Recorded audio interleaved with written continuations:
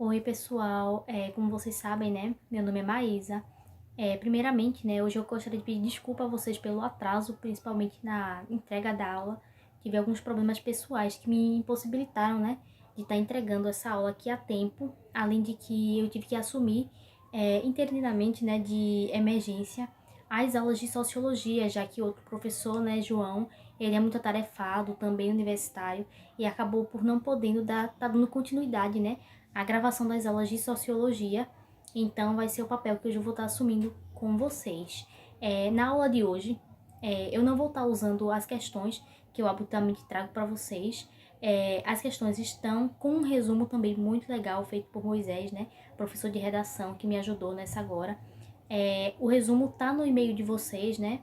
Por todos os meios que os inscritos no Coronavest, né, podem alcançar. Então, as questões vão estar lá, né? Tem um conjunto de questões, o resumo, que vocês vão poder estar usando para compreender melhor o assunto, além de estar pesquisando em casa mesmo. E é um assunto que tem uma diversidade muito grande de questões, né?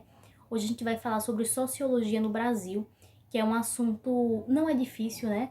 É um assunto relativamente fácil, visto que a gente já estudou bastante coisa aqui de sociologia para quem vem aí acompanhando as aulas, mas é um assunto que se torna um pouco extenso se a gente começa, né? Se a gente dá ele completamente assim de uma vez.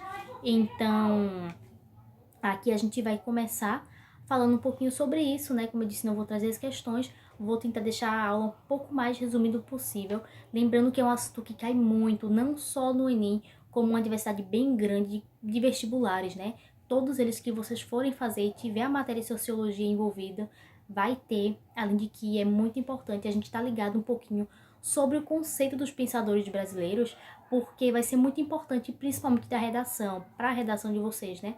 Lembrando que, inclusive, eu fiz a redação do Enem, consegui, né, a minha vaga na Federal, e também usei, no caso, um poeta brasileiro, o que me ajudou bastante, eu acho que até na nota, valeu, foi legal. Então, por exemplo, a gente sabe que todo problema que vai ser tratado na redação, que vai ser trazido em uma redação, vai ser um problema ligado diretamente ao que a gente vive no cotidiano.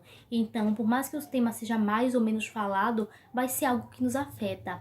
E a gente saber como as pessoas que vivem a nossa realidade ou que viveram há um tempo atrás pensam sobre isso, o que eles pensam, como eles reagiram a tudo isso, como a sociedade de determinada época reagiu a tal problema, né? Algo que já é recorrente, principalmente na sociedade brasileira, a gente consegue filtrar melhor tanto o assunto, né, tanto o tema que vai ser nos entregue, quanto a gente consegue argumentar melhor, visto a nossa própria realidade, né, que é isso que a sociologia se encarrega diretamente de fazer. Então, a gente vai começar aqui, né?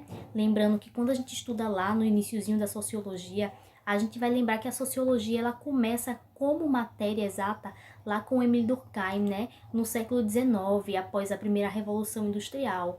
A gente sabe que lá no positivismo, ainda com Auguste Comte, a gente já tinha os primeiros resquícios da sociologia. A sociedade sempre foi extremamente estudada, extremamente pesquisada, mas a gente ainda não tinha ela como matéria consistente, né? E isso vai acontecer aí com o Emile Durkheim, que ele vai fundar a sociologia como matéria e também vai lecionar a sociologia, né, em universidades, o que vai fazer com que a gente expanda essa sociologia e que ela comece a ser debatida, né, da perspectiva sociológica, do método sociológico por outros pensadores, como Karl Marx, como Max Weber, que vão aí, né, pegar esse reflexo que a sociedade mais modernizada com a Revolução Industrial vai estar trazendo pra gente e vai nos dar uma luz, né? Coisas que acontecem corriqueiramente e que às vezes a gente não dá importância em como elas acabam montando, como elas acabam nos contornando e fazendo extremamente, e fazendo muita diferença, na verdade, nas nossas vidas. Então, a gente vai começar aqui lembrando desse iniciozinho, e a gente também vale ressaltar que a sociologia no Brasil ela começou um pouco tardia, se a gente for olhar isso do pressuposto de quando ela começou na Europa, né? Então a gente sabe que o Brasil, principalmente depois da era colonial, ainda assim exporta e exportou muita coisa, desde materiais até ideias europeias. Então, a sociologia no Brasil, ela só foi começar aqui realmente após a abolição da escravidão, né? lá em 1888, e a gente vai ter ainda um longo período para a fundação dela como matéria aqui, que vai ser fundada exatamente quando a gente vai ter a fundação também da Universidade de São Paulo, né, da USP, que é extremamente antiga. Ela foi fundada no ano de 1934. A sociologia no Brasil ela vai começar aqui mais ou menos nos anos 20, né? Vai começar, vai ser discutida, debatida, e vendo que ela cresceu, né, e toma outras dimensões, a gente vai ter o surgimento dela como matéria do curso, né, de Ciências Sociais dentro da USP, né? Então a gente vai ter a formação dos primeiros grandes pensadores brasileiros nessa ocasião na USP, né? Na Universidade Pública de São Paulo. E aí a gente se pergunta, né? A gente começou, já tinha começado os debates lá na Europa, mas o que realmente foi tratado aqui no Brasil? Então, quando a gente começa com a sociologia brasileira, né? De toda a América Latina, inclusive de alguns países europeus também, a gente vai ver um dos principais assuntos, né, um dos temas mais debatidos vai ser o embate entre classes. Então, uma ideia que vai ser exportada para cá e vai ser muito forte também dentro da sociologia, seja dentro da ciência política, dentro da própria sociologia, vai ser a questão das ideias difundidas por Karl Marx e Engels, né? Quando a gente fala do ideal comunista, mas não só um ideal partidarista político, mas aí a gente vai ter também todo um pano de fundo que vai ser os problemas sociais que vão gerar tamanha desigualdade dentro do ambiente social, dentro do ambiente principalmente trabalhista. Então, todas essas questões trazidas por Marx, trazidas por Engels, vão ser extremamente marcantes, né? Porque eles vão estar muito voltados à desigualdade social, que foi um ponto, né? E até hoje é um ponto que marca muito, que marca de forma muito extrema, né, as sociedades latino-americanas e principalmente o Brasil, né, que é um país de dimensões continentais aqui na América, assim como os Estados Unidos, entre outros. Então, a gente vai ter, né, aí o iniciozinho, deixa eu ver se eu não estou esquecendo de nada, e a gente vai ter aí também algumas coisas que são mais específicas do Brasil dentro da sociologia, que vale a gente lembrar, né, que o Brasil ele foi o último país do mundo a abolir por lei a escravidão, né? Então a gente vai ter aí também uma desigualdade, não só trabalhista, mas a gente vai ter essa desigualdade racial também, essa disparidade, né, entre direitos. A gente ainda não vai ter aí uma constituição como a de 88 que vigora agora, que ela proteja as pessoas, a sua humanidade, enfim, entre outras coisas, né? A gente vai ter a abolição e mesmo assim a gente vai ter muita coisa solta. A gente vai ter uma lei que diz que você não é mais escravo, mas eles não vão te dar meios para que você não seja mais. Então, os escravos vão estar aí à mercê, né? Os ex-escravos, no caso, vão estar aí à mercê da sociedade, né? O povo negro, como é sempre durante a história da colonização brasileira, vai ser extremamente escanteado. Então isso vai ser um problema recorrente desde o período colonial e que vai ter muitos reflexos, principalmente na economia brasileira, porque a gente vai ter um país com muita gente, de certa forma, e mesmo assim essas pessoas, além de não serem suficientes para trabalhar na economia, né, na questão brasileira, que a gente sabe que era extremamente agrária, pecuarista, a gente não vai ter nem pessoas o suficiente por ser um país muito grande e a gente também não vai ter pessoas instruídas, né? Porque grande parte da nossa população era de povos negros, de povos indígenas, né? Ainda e de povos mulatos, né? De povos mestiços. Então esses povos que sempre se tornaram escanteados, seja na educação, seja na saúde, eles realmente não tinham ainda condições, muito menos conhecimentos gerais, né, para trabalhar no que a industrialização pedia, né, que seria uma educação muito mais refinada, saber o manuseio de máquinas, entre outras coisas. Então é aí que o Brasil vai abrir as portas, né, para trazer imigrantes europeus para cá, né?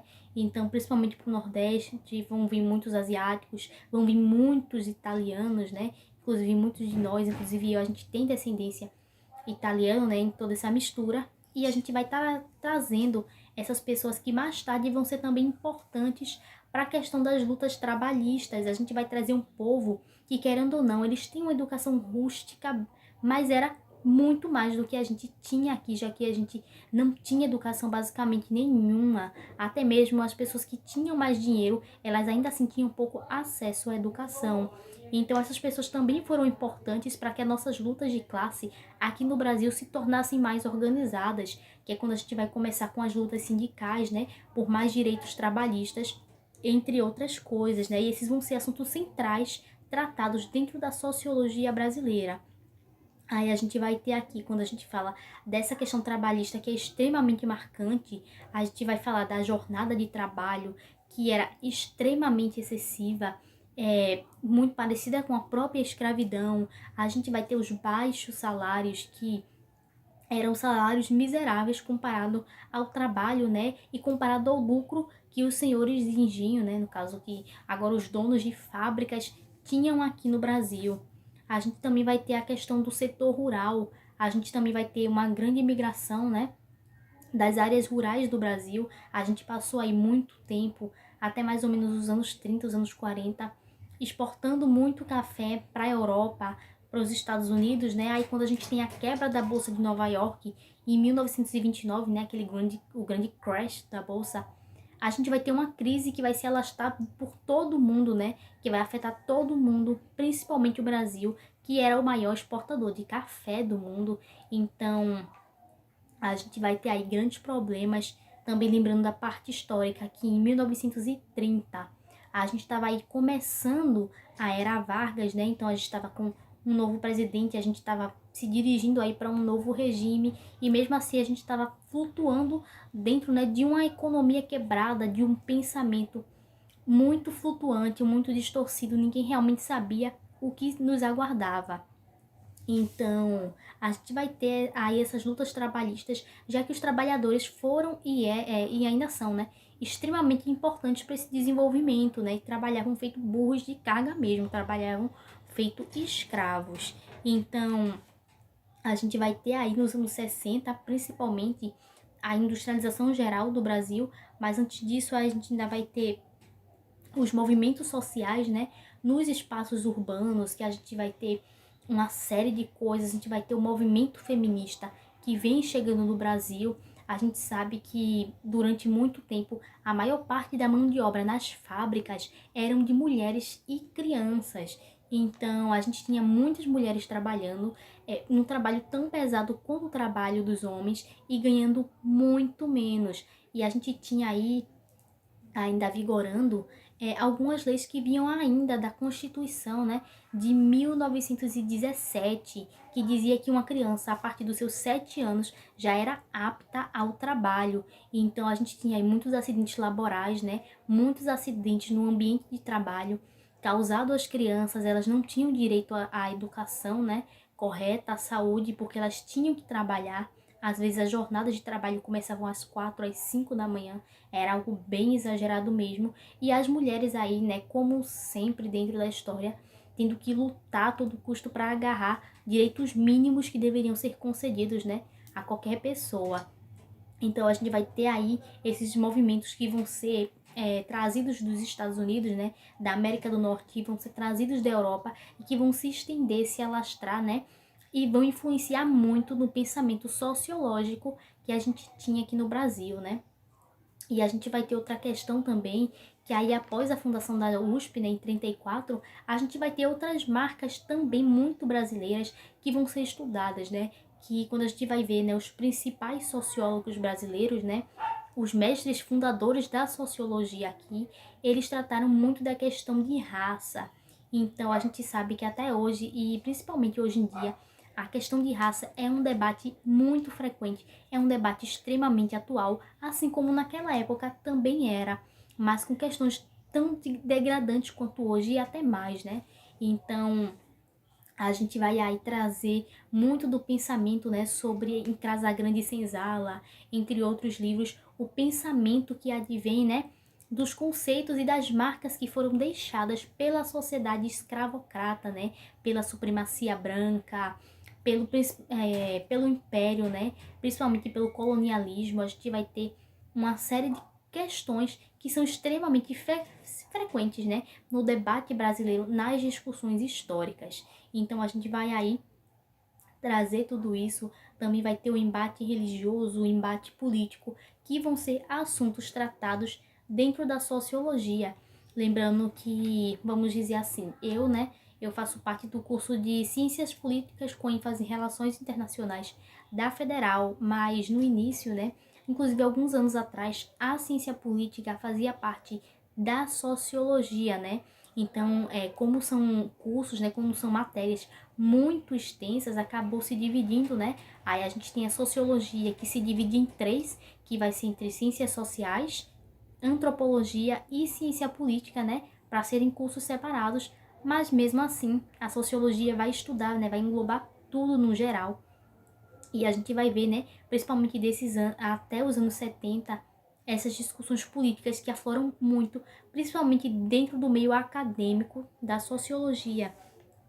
Aí a gente vai ver aqui, e algo que foi muito importante, quando a gente estuda a sociologia em si, que foi o golpe militar de 64, que a gente estuda muito, todo mundo sabe, que eu não acho que vai cair com muita frequência no Enem desse ano, porque quando a gente faz uma prova, principalmente uma prova de ciências humanas, a gente tem que estar muito atento aos aspectos que estão sendo discutidos, e aos aspectos do governo em que a gente está, A gente sabe que o governo que a gente está, ele não valoriza muito os cursos de humanas, ele não valoriza muito os assuntos, que para eles são disseminadores de ideais de esquerda, Então, a gente observando por esse ponto, eu não tenho certeza, mas pode ser que assuntos como a ditadura civil-militar, que eram extremamente frequentes, eles caiam com uma frequência um pouco menor e pode ser até que nem caiam. Mas tanto para outras provas, regionais, como o IFPE, o SSA, são assuntos de extrema importância, que acho que também deve ser assunto da consciência de todos, como cidadão também. Então aí a gente vai ter o golpe civil-militar de 64 e daí a gente vai ter um desmonte total, desde os ideais democráticos que vinham sendo construídos dentro da sociologia, dentro da filosofia política, dentro de outras matérias dentro do Brasil, e a gente vai ter aí uma ruptura, A gente vê que a era Vargas ela vai durar de 1930 até 1954, com algumas pausas, no governo Vargas, mas aí ela vai se findar aí, e mais tarde a gente vai ter outros governos que vão acabar culminando, nesse golpe militar, que vai ser extremamente autoritário, extremamente totalitarista. Então, a gente tem uma diferença aí na terminologia, não é exatamente isso, mas foi um governo extremamente autoritário, e assim como o que é agora, o governo Bolsonaro, ele também reprimiu de forma muito grande todos os ideais que advinham, das ciências humanas, que estudassem a sociologia ou que fizessem as pessoas realmente pensarem nas questões sociais, no ambiente e nas coisas que os rodeavam, que principalmente prejudicavam suas relações sociais. Então a gente vai ter aí a aposentadoria forçada de muitos grandes sociólogos, como Florestan Fernandes, que era sociólogo na USP, professor também lá. Então, que também vou citar ele aqui, muitos deles tiveram sua aposentadoria forçada pelo Ato Institucional número 5, o AI-5, que ficou até aí mais conhecido, mais falado, quando alguns componentes, algumas pessoas que fazem parte do governo Bolsonaro citaram, que queriam a volta do AI-5, Então, para quem não sabe aí, ou para quem esqueceu, o AI-5 foi um ato institucional, dos vários atos institucionais que burlavam questões que já estavam previstas dentro da própria Constituição em prol de manter a rigidez, e a solidez do regime militar. Então, a gente vai ter aí esse AI-5 trazendo muitas outras coisas, além da censura, a proibição de algumas músicas, a inspeção jornalística, enfim, uma série de coisas. E a sociologia foi extremamente prejudicada. Muitos sociólogos tiveram que sair do país, e ensinar no Canadá, nos Estados Unidos, como o próprio Florestan Fernandes fez. E depois alguns deles também retornam ao Brasil, com outras ideias também. A gente vê que a ditadura militar ela só acabou no ano de 85, e é aí que também, no meados dos anos 84 a 85, a sociologia retorna como matéria às universidades, né?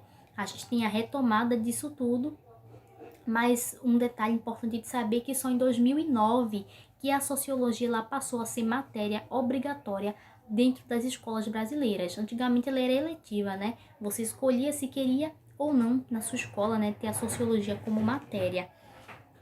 E aí agora, né, nesses minutinhos restantes, eu vou falar para vocês um pouquinho sobre os sociólogos brasileiros, né?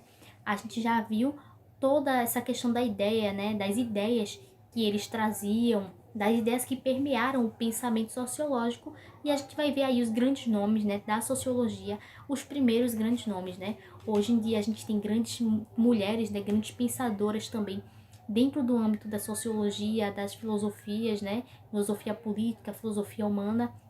A gente vai ter aí a Marilena Chauí, também grande escritora, mas mais para a área da filosofia. Mas aí, né, como geralmente a gente já tinha, os primeiros grandes sociólogos foram homens, sim. E a gente vai trazer aqui o primeiro dele, um que eu já tinha citado, Florestan Fernandes. Ele, né, foi sociólogo da USP, ele também foi político, né? Ele foi muito importante, principalmente para a nossa história mesmo de direitos, quando diz respeito à educação, né? Ele atuou muito na época da legislação de diretrizes e bases, que é o que hoje rege a nossa educação, né? E estabelece algumas metas a serem alcançadas também dentro da educação, a questão do analfabetismo, entre outras coisas. Isso foi muito importante, né? Porque se o que a gente já tem agora como educação já é defasado, antigamente era muito, muito pior mesmo. Então aí já foi uma impulsionada legal. E ele tratava muito sobre essa questão política, principalmente sobre a questão de classes, a questão de raça. Ele falava muito sobre a situação do negro após a libertação da escravatura, né? Do tempo escravagista, que foi algo que eu também citei. Então, isso aí permeou muito o pensamento de Florestan Fernandes sobre agora as novas modificações, as novas constituições da sociedade brasileira e como ela foi afetada, né, pela falta, né, pela ausência de direitos, pela ausência de diretrizes que firmassem, né, principalmente os povos negros do Brasil como parte real e como parte importante da sociedade, né? Vale a pena lembrar. Aí a gente vai ter aqui o Darcy Ribeiro, que foi antropólogo e sociólogo, né? Tô olhando aqui pelo meu resuminho.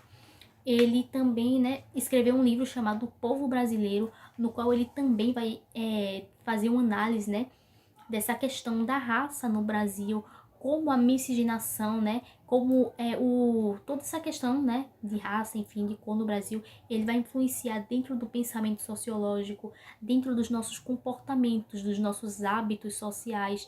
Então, ele vai estudar o ser humano em si, por ser antropólogo, e depois vai estudar o papel, né, do ser humano dentro da sociedade, e aí ele vai dar muita ênfase, né, na questão brasileira. A gente sabe que até mesmo, né, os sociólogos brasileiros também vão pensar a partir de ideias também que já tinham sido produzidas na Europa, mas aí eles vão fazer essa adaptação para o Brasil, né? Darcy Ribeiro foi um dos que fez isso. Aí a gente vai ter outro também, Gilberto Freire, né, que foi um dos maiores, né, a gente pode dizer que um dos mais importantes sociólogos do país.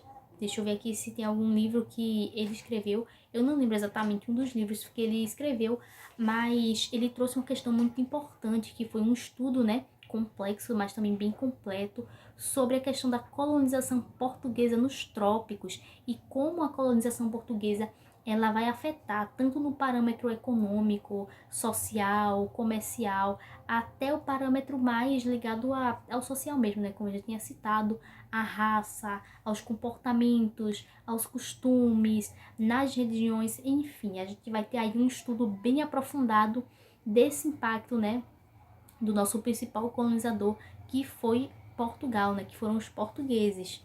Aí a gente vai ter Sérgio Buarque de Holanda, e ele vai escrever aí Raízes do Brasil. Sérgio Buarque de Holanda, ele é muito conhecido por ser um dos maiores também historiadores do país, mas aí quando ele trata essa questão como historiador, ele também vai entrar aí no mérito sociológico. Então ele vai trazer um estudo muito aprofundado, né? Muitos registros mesmo sobre as nossas raízes, né? Ele também, assim como outros sociólogos, E assim, a maioria deles em si, mas assim como Florestan Fernandes dizia, ele acreditava que o pensamento de uma sociedade, mas principalmente as ações dela, só poderiam ser mudadas a partir do pleno conhecimento da sua realidade, né? De enxergar as coisas como elas realmente são para poder combatê-las. Quando a gente fala da desigualdade, quando a gente fala dos preconceitos, né? De ideias pré-estabelecidas. Então foi isso, né, que Sérgio Buarque de Holanda, ele trouxe para a gente um estudo muito firme, muito eficaz sobre as nossas raízes, né? Sobre os povos e sobre toda essa situação que compõe o nosso país, né? Que hoje em dia é o que a gente chama Brasil, antes de toda a nossa mestiçagem, antes de todas as nossas religiões e a nossa diversidade, não poderia dizer que era Brasil, né? Então, nós somos o que somos por conta de um conjunto, né, de uma ligação de diversas raízes, de diversos povos. E esse é um assunto que a gente já está bem ciente aí. E a gente vai ter também um outro que é o Caio Prado Júnior, né? Caio Prado Júnior, ele também escreveu sobre a formação do Brasil contemporâneo. Inclusive, Formação do Brasil Contemporâneo é um dos livros de Caio Prado Júnior. E ele também vai falar muito sobre essa situação, né, da colonização no Brasil, sobre a situação de raça, sobre a situação de classes. Então, cada um deles tem um material bem extenso, muito interessante de ser estudado. Esses aqui foram os principais nomes, né, os principais fundadores e difundidores da sociologia como matéria. A gente também vai ter aí Fernando Henrique Cardoso, que inclusive foi presidente do Brasil e ainda está vivo, né? Queira ou não concordar com as ideias dele, é uma pessoa que tem muito material escrito, que ainda está vivo aí e que eu não lembro se foi ele que foi impeachmentado, enfim, não foi Collor, mas a gente vai ter aí toda uma questão. Ele tem muito material, principalmente quando diz respeito à questão de economia. Então, ele é também um dos sociólogos citados quando a gente fala de principais nomes da sociologia brasileira, né? E o legal é que ele ainda está vivo. Então, isso aí é um ponto positivo. Então, a gente vai ter, né? Só recapitulando aqui para finalizar, questões trabalhadas dentro da sociologia. A China pode pegar um pouquinho do que foi tratado na Europa, mas aí a gente vê que foi muito adaptado para a questão brasileira, quando a gente vai ver a perspectiva de classes, quando a gente vai ver a perspectiva trabalhistas, as perspectivas, né, com os ideais trazidos de Karl Marx, com os ideais trazidos de Weber, de Emile Durkheim, do cientificismo, entre outras coisas, né? Então, a gente vai trabalhar muito a questão trabalhista, a questão econômica, a questão ruralista, a questão das desigualdades. Tudo isso pode ser trazido, né, dentro dos vestibulares. A gente vai ter a questão das crianças, do trabalho infantil, a questão da escravidão nos tempos modernos, né, que também pode ser aí um tema possível para uma redação. A gente vai ter a questão do feminismo que foi trazido ao Brasil também. A gente vai ter uma questão também que é a meritocracia, que aí vai advir das desigualdades, né? É um ponto que vocês também podem estar estudando e que eu pretendo, né, trazer mais aí nas próximas aulas com vocês, né? Falando mais sobre o capitalismo, a meritocracia, que eu não estou ciente ainda se João já trouxe com mais ênfase. E a questão da religião, né? Então a gente vai ter aí um sociólogo que eu esqueci, mas agora lembrei de citar para vocês, que ele não é brasileiro, mas ele morou no Brasil durante muitos anos, se não me engano, durante 16 anos, e que ele foi muito importante para nós, que foi Roger Bastide. Eu não sei se é assim que fala o nome dele, porque ele é francês. Roger Bastide, ele foi uma das pessoas que veio ao Brasil e ele fez uma viagem, né? Mas ele parou principalmente aqui no Nordeste, lá na Bahia, que é um estado, inclusive, que eu morei, e ele vai observar a questão das religiões afro-brasileiras, né? Afro-brasileiras, as religiões trazidas da África, com essa mesclagem que teve com as religiões que chegaram, né? Que vieram aqui para o Brasil. Então, deixa eu ver, eu não sei aqui se tem o nome do livro dele. Sim, ele fez, no caso, um livro, né? Colocou essa questão no livro Candomblé na Bahia e Religiões Afro-Brasileiras. Esse livro acho que foi de 1900 não. Enfim, foi dos anos 60. Foi um livro muito importante, né? Porque mesmo não sendo brasileiro, ele foi um dos primeiros sociólogos que vai aí citar a questão brasileira, a questão das religiões de matrizes africanas, sem aquele paradigma, sem aquele preconceito. Então ele vai fazer um livro que não vai tratar sobre supremacia das religiões brancas, ele não vai trazer essa questão, ele vai fazer aí um aparato de vários ganchos, de várias outras questões que vão fazer, né, muitos sociólogos e muitos acadêmicos, inclusive daquela época, olharem para as nossas religiões, olharem para as religiões de matrizes africanas com um aspecto, né, com uma perspectiva diferenciada, mesmo não sendo brasileiro. Roger Bastide foi muito importante quando a gente diz respeito a essa questão, né, que foi bastante importante, foi um ponto crucial também para o pensamento sociológico e social em si brasileiro. Então, a gente vai ter aí outra questão que vale a pena estudar, que é a questão da Constituição de 1988, que vai aí nos dar a liberdade de expressão, que vai nos dar toda essa questão, a liberdade religiosa, a liberdade de culto, a questão do respeito, da igualdade racial, que a gente sabe que mesmo estando no papel, desculpa essas galinhas da vizinha, enfim, que mesmo estando no papel, mesmo tendo todo esse aparato, né, de leis, né, centenas, né, milhares de leis, muitas coisas ainda precisam melhorar, precisam ser consertadas, né, mas tudo se começa com a educação. Então a gente diz, né, como eu não sei se eu já falei em alguma outra aula, uma frase de Immanuel Kant, filósofo, diz que o homem é aquilo que a educação faz dele, né? Tudo começa com a educação, então é um ponto interessante também a ser estudado aí para nós como pessoa e para vocês aí que vão fazer uma redação.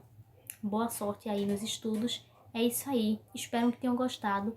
E lembrando só novamente que as questões que vocês podem estar olhando, com um resumo sobre todos esses sociólogos que eu citei, com exceção de Roger Bastide, né, que é francês, enfim, está lá no e-mail do Coronavest, então vocês que são inscritos aí podem ter acesso, e quem não é inscrito e por um acaso encontrou, topou com a aula, pesquisar um assunto que é muito interessante, muito importante. Então é isso aí, valeu!